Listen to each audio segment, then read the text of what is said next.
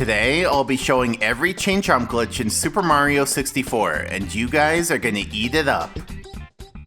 So, this is Chain Chomp. He's a big black spherical enemy, and there's only one of him in the whole game here in Bob-omb Battlefield. Now behind him are chains that tie him down to the wooden post. Consequently, he's bound to a certain radius around that post. So if you're outside that radius, you're safe from him since he can't reach you. He just gets stuck at the perimeter of the circle. But if you go into the radius, then he might hit you, which gives you 3 damage, which is quite a lot for an enemy. Now Chain Chomp will bounce around while he tries to aim at you. Once he sees you, he stops bouncing, pauses for a second, and then does a lunge. Interestingly, you can interrupt him from doing the lunge if you move out of his line of sight quick enough, but it is a bit difficult. Alternatively, you can also just avoid getting hit by the lunge by jumping over him. Now like all objects, Chain Chomp's hitbox is a cylinder, which means it doesn't quite line up with his spherical body. And so, that's why you're able to go slightly inside of his model without him hurting you. See, I'm perfectly safe standing here because I'm outside of the red cylinder. Oddly enough, if we get hit by Chain Chomp, we can then go into his hitbox and stay there forever without getting hit again, because Mario's invincibility frames get extended if he's inside an active hitbox. But also, we can actually just stand right next to Chain Chomp and still be perfectly safe. That's because he can't turn sharply enough to hit Mario, so we just stay in a spot that he can't reach. And after enough time, Mario will even fall asleep in that spot. Similarly, we can do this trick to stay safe on top of the wooden post, where once again, Chain Chomp will never be able to reach us. Now, unlike most enemies, Chain Chomp can't be killed. Instead, you're supposed to free him by ground pounding the wooden post 3 times. That triggers a cutscene where Chain Chomp jumps around a few times, breaks the metal gate, and then does a big jump far away, where you never see him ever again. And now that the gate's broken, it gives you access to the star. That's how you're supposed to get it. Now as a kid, I always wanted to see what Chain Chomp did after he jumps away, because they conveniently have him go off camera right at that moment. Well, in this day and age, I can easily show what happens. He does the big jump and then just disappears. So sorry kid me, it's not as interesting as you had hoped. Now if you free Chain Chomp while he's in a certain spot, it can actually cause him to jump over the fence during the cutscene. So he ends up jumping around in the dirt area below before finishing off the cutscene as best he can. So what causes this to happen? Well, if we watch it in slow motion, we can see that Chain Chomp gets a big displacement to the side right when he starts jumping. And that displacement happens because Chain Chomp is getting pushed by the walls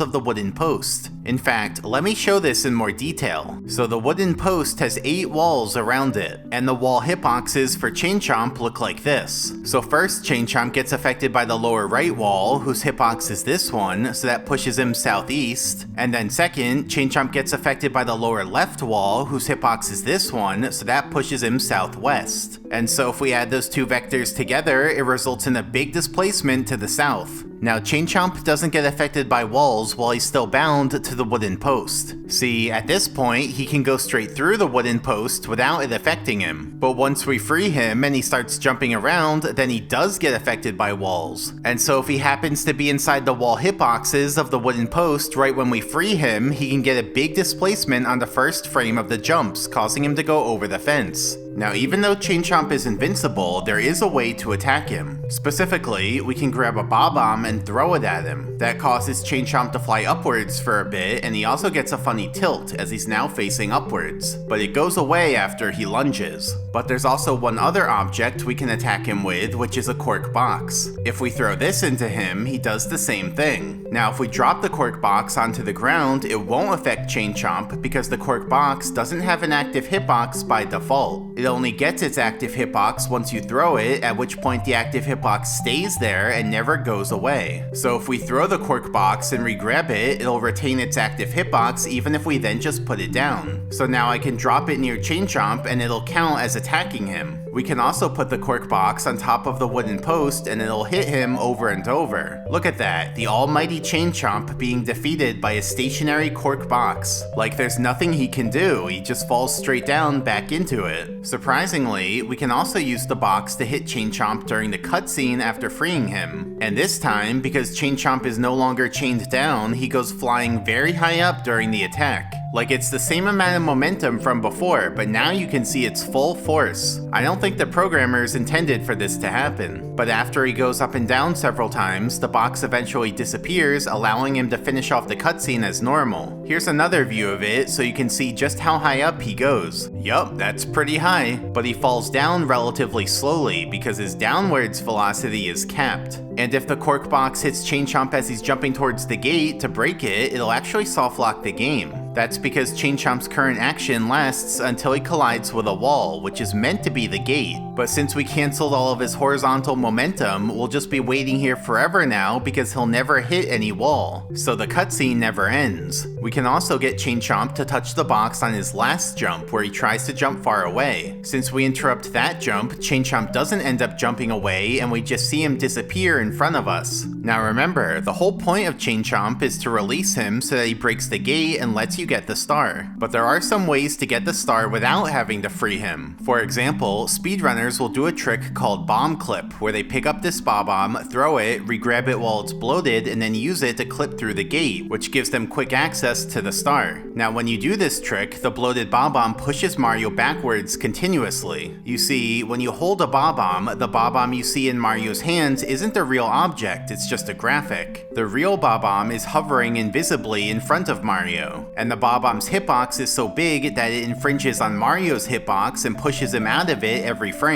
And since the Bob-omb keeps snapping to be right in front of Mario, it continues to push him, ultimately moving him backwards. But that doesn't help you get through the gate. To do that, you have to throw the Bob-omb, because on the frame that Mario releases the Bob-omb, it appears right next to him very close. And so it pushes him back extra far in this frame, which is enough to get through the gate's hitbox. Now if that's too tough for you, there is an easier way to get behind the gate using a cork box. We can bring the box into the corner, drop it, and it ends up pushing Mario through the gate. But why does that work? Well, here's a top-down view of it. You can see that there's a little gap between the wall hitboxes, which allows Mario to get very close to the corner. Then Mario drops the box, placing it out of bounds. Now the box has a failsafe for when this happens, which places it directly at Mario's position. Then the box pushes Mario forwards, and the wall hitbox pushes him to the side. And so that's how he ends up behind the gate. Alternatively, you can also backwards long jump to build up speed and use that to get behind the gate. You can build up hyperspeed on the Koopa shell and use that to clip behind it. And finally, we can use this Bob-omb from up here. We grab him while he's bloated to get backwards momentum, and that lets us clip through the wall and end up behind the gate. Now there's also a way to do this maneuver where Mario temporarily goes out of bounds, which kills you and ejects you from the level. But before the screen finishes fading out, we can grab the star. That counts as collecting the star, but we also get ejected from the level as if we died. This is called the Death Star glitch, and it's a technique used to go fast in TASes because exiting the course after a death lets you re-enter the painting quicker than if you just exited normally after getting a star. That's why this maneuver is used in the A button challenge as the fastest way to get this star in 0 A presses. So we get the Koopa shell, build up hyperspeed, and use that to quickly get up the mountain. And from there, we can grab the Bob-omb, throw it to make it bloated, and then use it to do the Death Star glitch.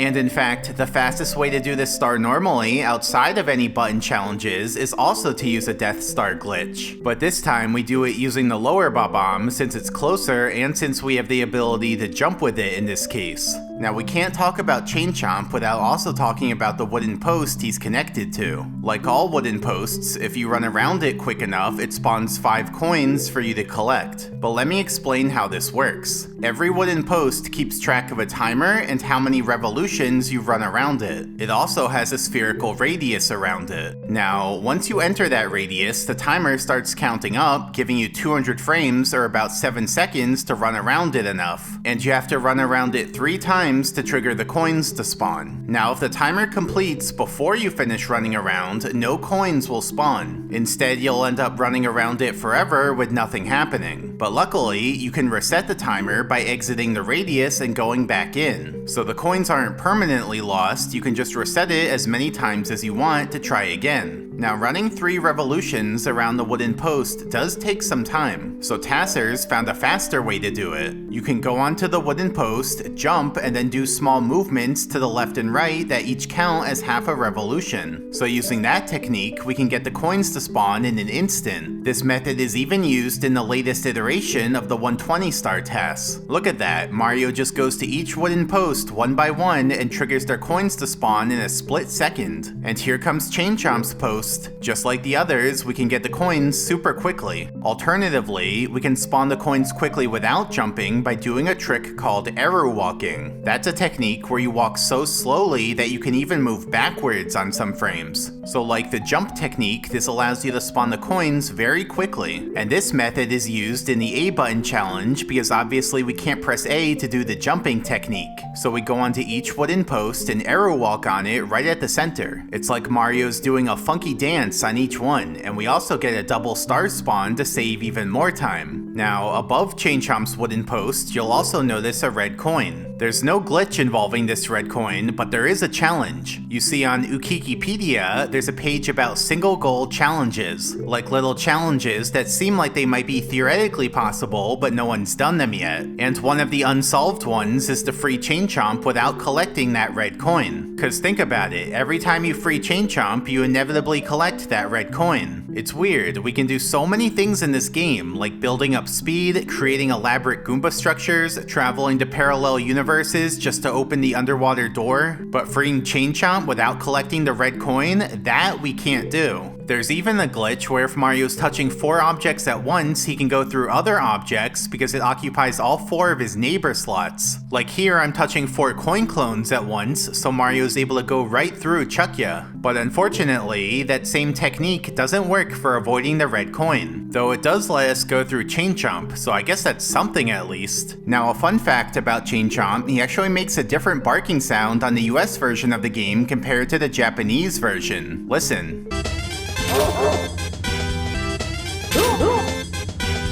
Also, bonus fact, on the Nintendo 64 version, Chain Chomp's mouth is a bright red color, which looks normal. But on the Wii Virtual Console version, his mouth is a dark purple color, which I don't think looks as good. Look at the difference, how could they have let this happen? And another thing I find interesting, the shine on Chain Chomp is part of his 3D model, whereas for all other objects, like King Bob-omb, the shine is part of a 2D billboard texture that always faces the camera. So for example, if we rotate the 2 objects, Chain Chomp's shine will move with him as if it's part of his body, but King Bob-omb's shine stays in the same place, giving the illusion that it's reflecting a static light source, aka the sun. Also, I just love how Chain Chomp looks on this frame of his animation. Look at that face. It only lasts a 30th of a second, but it lives on in my heart. Now there's also a glitch in this game called cloning. Specifically, you can grab an object right as it unloads, which lets you hold a vacant object slot. And from there, you can have another object load into that same slot, which lets you hold that new object, even though it may not be meant to be held. And that can cause some pretty weird and unintended things to happen. Now unfortunately, we can't clone Chain Chomp himself because he only loads once at the very start of the level. He does disappear and reappear if you go far away and come back, but that's just him toggling whether he's visible or not. He's still loaded the whole time. We can clone one of Chain Chomp's chains though, because those load when you get close to him. Then we can release it, causing there to be a gap in the chain, though that doesn't really affect anything. Somehow the chain still holds him down, despite missing a piece. But aside from Chain Chomp and the 4 chains, there's actually one other object in play here, Chain Chomp's pivot. The pivot is an invisible object right at the wooden post, and it's actually this object that controls where Chain Chomp is bound to. And like the chains, the pivot loads when you get close to Chain Chomp, meaning we can clone it. From there, we can release it, causing Chain Chomp to be bound to a new pivot point. Isn't that crazy? Now Chain Chomp is over here, bound to a completely different range.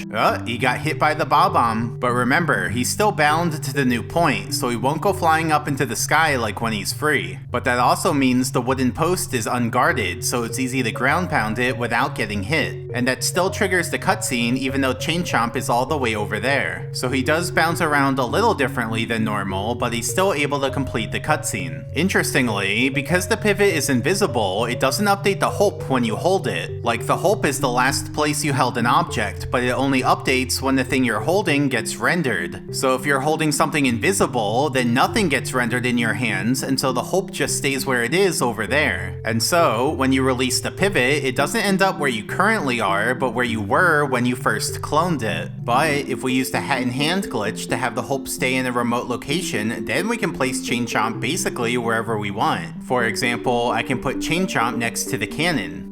I wonder what I should do now. Come here, Chain Chomp, I have a little surprise for you. A little closer, and he fell in. What's he gonna do to me now? Oh my god, he can climb out! Yeah, you see, Chain Chomp can essentially climb walls, not because he interacts with the wall, but because he's moving into out of bounds on the other side of the wall. That cancels the horizontal component of his movement, but he still moves vertically, which is moving straight up. We can also do the same thing using an invisible wall, since those are made of out of bounds. We can release Chain Chomp's pivot in the air so that his range barely touches the ground. Consequently, he has a much smaller radius to move around in than normal. If we release the pivot slightly higher, then we can get Chain Chomp to be in a broken state, where he just bounces over and over and never lunges. Look at that, what's he gonna do to me now? Just lean vaguely towards me? And if we release it even higher up, Chain Chomp just hangs there in place. Don't worry, he's perfectly fine, he literally can't die. But he won't be lunging at us anytime soon. We can release Chain Chomp on top of the elevators. Now he repeatedly goes through a cycle of landing and then becoming airborne again. Man, what a life. We can put Chain Chomp behind the gate, you know, the one that he's supposed to open for us. Kind of ironic. We can put Chain Chomp's pivot at one of the other wooden posts. Now it looks like he's attached to this one. But if I ground pound the wooden post, nothing happens, as you may have expected. Cause why would they have programmed that to work? And watch this one. I can release Chain Chomp next to a ledge and then have him lunge over the ledge and fall down. Now he's behind the wall, hovering above out of bounds. So I can ground pound the wooden post now to free him, and something interesting happens. He ends up falling down under the course, which soft locks the game because now he'll never finish the cutscene. But you might be wondering, how far down does he go? Well, here's a zoomed out view of it. There's actually invisible water below the course at height negative 11,000 because that's just the default water level when there's no real water. So Chain Chomp ends up falling down until he goes into the water because he floats, and he'll just be waiting there for all eternity. And you can even hear the splash when he lands. Listen.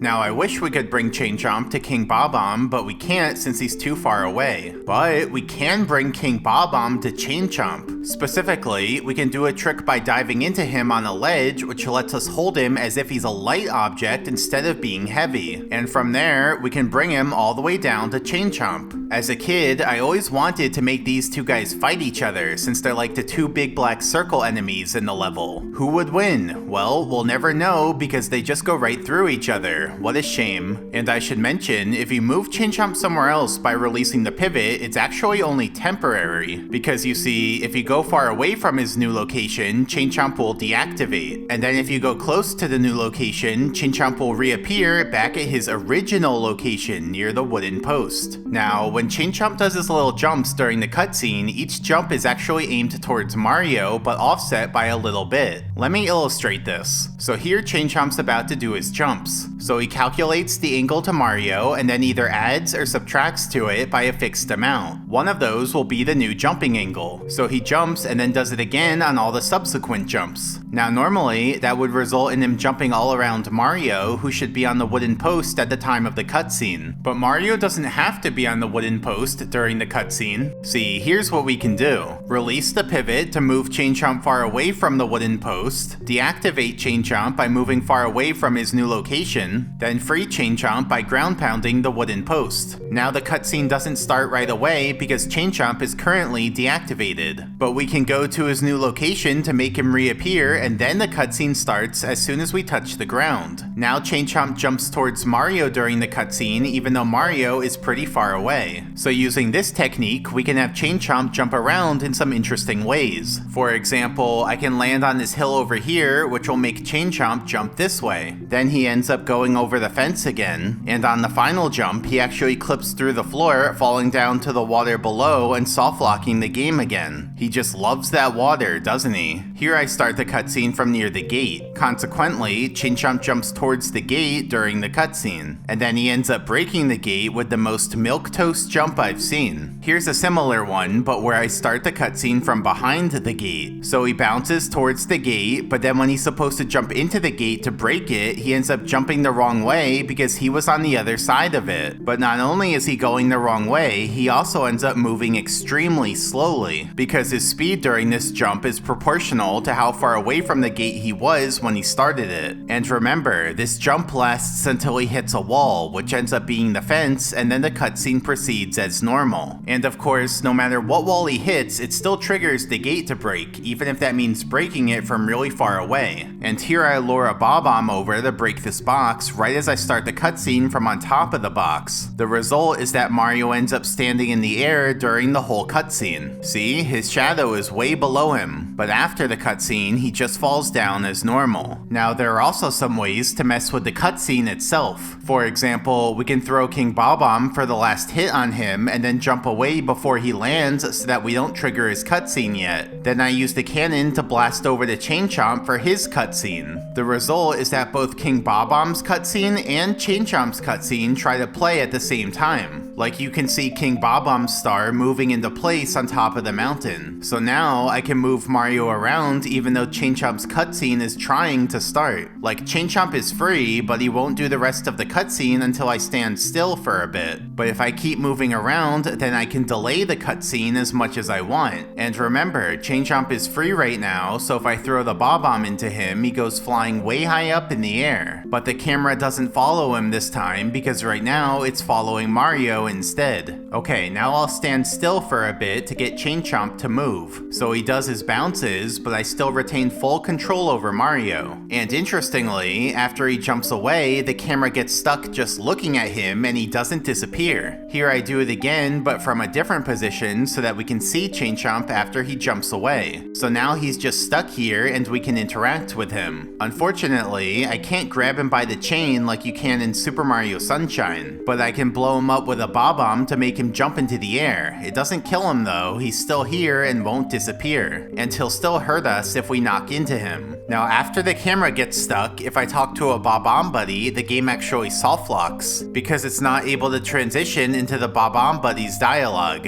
If I read a sign, the dialogue does come up, but then the game soft locks afterwards when it's supposed to hand control back over to Mario. And if I'm in first person mode when the camera gets stuck, then it's also a soft lock. I can't exit first person mode or even turn Mario's head anymore. I'm just stuck like this forever. Here I get Chain Chomp to fall through the floor again during his bounces. But this time we're not stuck in a cutscene, so I can actually go to an edge and look down at him. What do you think he's doing down there? Here I throw a Bob-omb into Chain Chomp right as he's jumping towards the gate to break it. Consequently, Chain Chomp gets stuck in place since now he'll never hit a wall. Now last time we did this, it caused a soft lock because Mario was paused for the cutscene. But this time we're free to move around all we want. So basically, we've just neutralized Chain Chomp with no adverse effects on the camera. Now after the camera gets stuck, we can still use the teleporters. This moves the camera to the new teleporter, but it's still just stuck in place aiming at Chain Chomp. Here I enter a cannon right as the cutscene starts playing, so the cannon reticule ends up aiming at Chain Chomp. I can still aim the cannon wherever I want and shoot it, but you can't actually see where I'm aiming at. And after I shoot, the cannon reticule disappears. And then here the camera gets stuck, but then I collect the last red coin, triggering the red coin star to appear. And that actually gets Chain Chomp to disappear and freeze the camera. So it successfully completed the cutscene. Now there's also a second way to mess with the cutscene.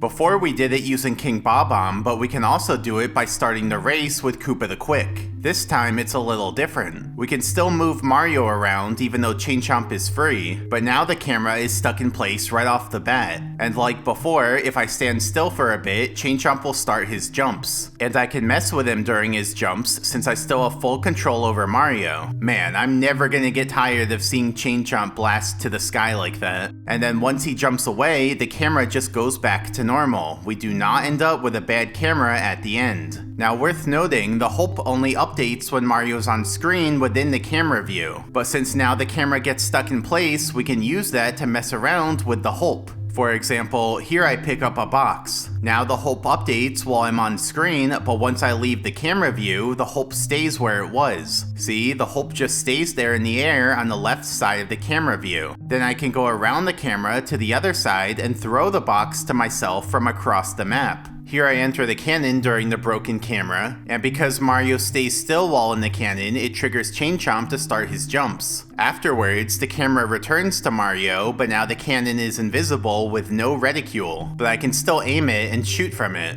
Here I talk to a Bob-omb buddy during the broken camera. The dialogue doesn't come up, but because I'm standing still, it causes Chain Chomp to do his jumps. But then after, the camera returns to Mario, and only then do we get the dialogue. So it's actually not a soft lock this time. Here I read a sign during the broken camera. I can scroll through the text, but then afterwards it's a soft lock, just like before. I can also talk to Koopa the Quick at the end of the race during the broken camera. No dialogue comes up this time, I just get stuck in yet another soft lock. I can also teleport during the broken camera, and that actually fixes it. The camera's now back to normal and will follow Mario. So we're basically in the same state as before when we did the cutscene glitch using King Bob-omb. And just like then, if I stand still, Chain Chomp will do his little bounces and then jump away. But also like before, at the end, the camera then gets stuck in place aiming at Chain Chomp, who doesn't disappear. And finally, the same thing happens if I trigger a star to appear. The camera then goes back to normal and follows Mario. But after Chain Chomp jumps away, the camera just gets stuck again. And so there you have it. That's every Chain Chomp glitch in Super Mario 64. Thanks for watching.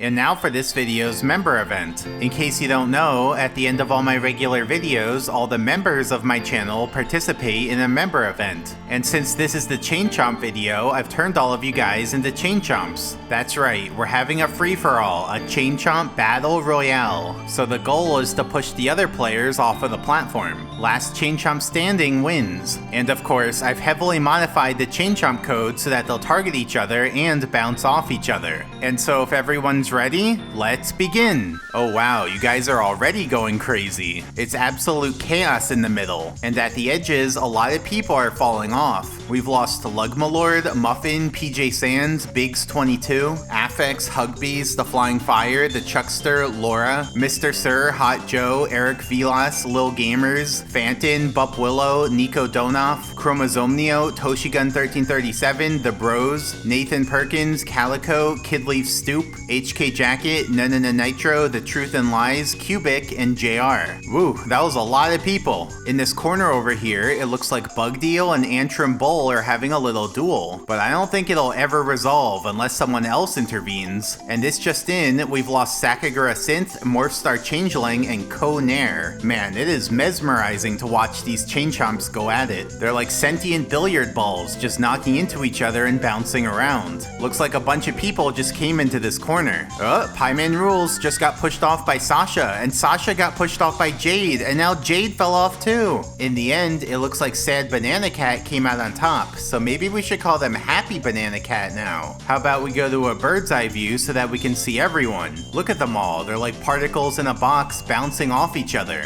Now let's tune into the GOAT, Lunar Complex. He's taking some time off from being a doorknob just to come hang out with us as a Chain Chomp. Show me what you got, Lunar. He pushed off Vice Excellent, very nice. Let's see who else we have around here. Oh, we have Jesse Pickman all the way on the edge of the map alone. Come on, Jesse, come hang out with the others. You'll make some nice friends. Let's see what's going on in the green corner. We have Lunar Complex taking down Nitsua Gamer, but then getting bullied and pushed off, along with Crisis 8v88. Call Me Ah is just a beast. And we've also lost Taffyco, the last person I'm contractually obligated to mention. Now let's see what's going on in this corner. We have two water guns barely holding on to life against DJ. Look at that, they're just stuck in a stalemate. But look, Squagnar's coming in and affecting things, and somehow two water guns beat them both. Okay, we're down to less than 10 players, and they're all concentrated in this little area, so let's see what happens. We lost Jesse Pickman, and now the rest are all grouping up. What's gonna happen? They're all pushing each other off. Okay, down to the final 3, and we lost Psychomaniac 14. And now, is it a stalemate? No it's not. Dylan YouTube fell off, making two water guns the final Chain Chomp remaining on the platform. So, congrats to our first place finisher, two water guns. And everyone else will be ranked by how long they lasted before falling off. So yeah, that's what a member event is like. So if you want to get in on the next one and support me, consider becoming a member of my channel. Anyway, I like talking to you guys during this ending part because it's like when I get to be real with you guys and talk about more personal stuff. So let me go back and talk about my previous video for a minute where I did the 1-button challenge. That video consumed my life for a year. Basically during all of 2025, I was obsessed with it. I put so many other things in my life on hold just to focus on getting it done. It was actually my New Year's resolution to finish it, so I did accomplish that, but it took a huge toll on me. Like, I'm a very reward-oriented person. I work hard on a video, I post it, you guys give me awesome feedback, and I love that. I can't live without it. So going for long periods of time without posting what I'm working on really drains me. Like after I finished that 3-month task, I was burnt out, but there was still a lot to do before I could show it to anyone. I still had to make the other 2 tasks in the challenge, then I had to finish the Womp's Fortress Tower video because I was in the middle of that, and then I had to make the actual video for the 1-button challenge. So it was like delayed gratification to the max. So if I was burnt out at the beginning of those other tasks, imagine how I felt at the end. I was wiped out. But don't worry, I took some time off over the holidays to recover and now I'm feeling much better. And I even posted a bunch of shorts during that time because making shorts doesn't take nearly as much out of me as making bigger videos. Some of you guys even say my shorts are the only shorts you'll watch, so at least I have that going for me. Now if you want to watch all my shorts, I made it super easy to do. I keep them all in a big playlist which is linked in the description, so with just a single click you can watch them all in one go. But anyway, I'm feeling much better now that I've recovered. The 1-button challenge is no longer bogging down my mind and my schedule, so I can finally make regular videos at a good pace like I was always meant to do, like this one about Chain Chomp. And boy, do I have a lot of videos to make. Like I know many years ago I made videos on a bunch of topics like cloning and hands-free holding and other things, but now we're in the new era, so I'm redoing everything. I'm finally at a point where I'm happy with the quality of my videos and feel like they'll stand the test of time. So for the rest of my life, I'm just going to be documenting all the things about this game. I don't care how much time or effort it takes, but I'm going to document everything in the most educational and entertaining way that I can, and with the best visuals I can make. I want to cover every glitch, every oddity, every ABC strat, or at least all the cool ones, every interesting challenge, everything. And with you guys supporting me and making this a sustainable career, I'm not going anywhere. I'm here for the long haul. So yeah, there's a lot of videos for me to get to, and I can't wait to sink my teeth into them. See you next time.